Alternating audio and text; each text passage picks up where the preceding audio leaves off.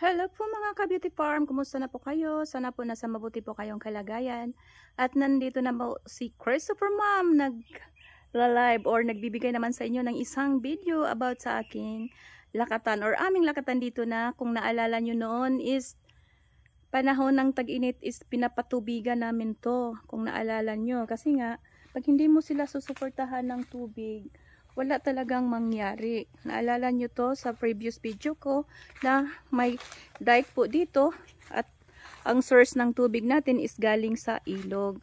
So laking pasalamat na lang din tayo mga ka-beauty farm kasi nga may ilog po tayo na kailangan or source ng ating pagpatubig. So ito na sila ngayon. Yan. Puro na sila nagbibigay ng bunga. At yun nga mga ka-beauty farm, pag isang bagay na pabayaan mo at inumpisahan mo na ito is wala ka talagang magawa. So kailangan pag naumpisahan mo na yung mga bagay katulad nito, nagastusan na namin na pagpatanim, dinanas ng tagtuyot na 3 buwan mahigit yun. So may paraan naman po tayo na magpatubig. So tsagaan namin na patubigan. So, ganun na siya ngayon kadami ang bunga. Ayan. At kung maalala nyo, si Herman Gakasan yung nag-sticking kasi diamond, diamond sticking.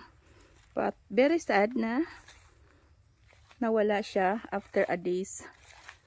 At maging 1 year na siya ngayon. So, ito ang alaala ni Herman Gakasan last na nag-sticking siya kasi siya yung pinakadabis na mag-sticking. Yan, tingnan mo, 'di ba? Super straight siya. Yan.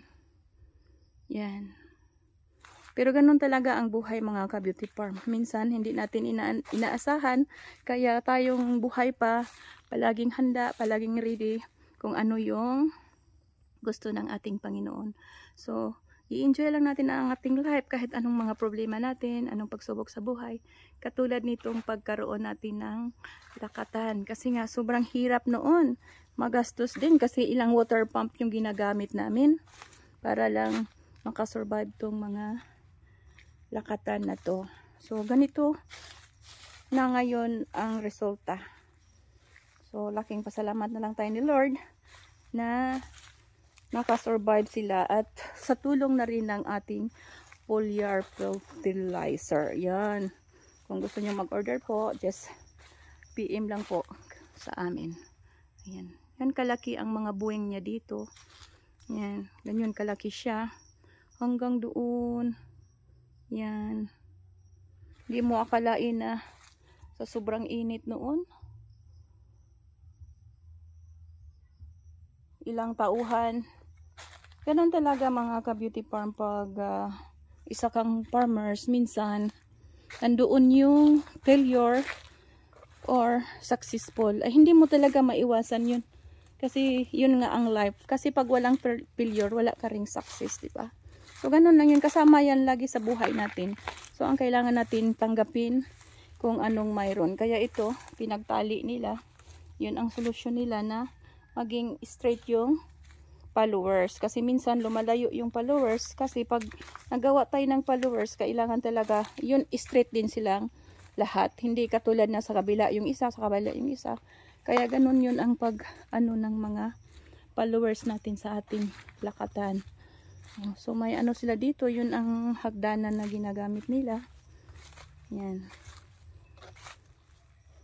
So ganun po mga ka-beauty farm. So yan na po ang update natin dito sa noong tagal nating pinagsakripisyuhan na ng patubig sa panahon ng tag-init. Yan. Diba? So nagbibigay na po siya ng bunga. Sa andaming bunga. Yan. First harvest yata nito is 100. Yan. So maraming salamat po mga ka-beauty farm sa walang samang pagsuporta at see you for my next video. And God bless and thank you so much. Bye!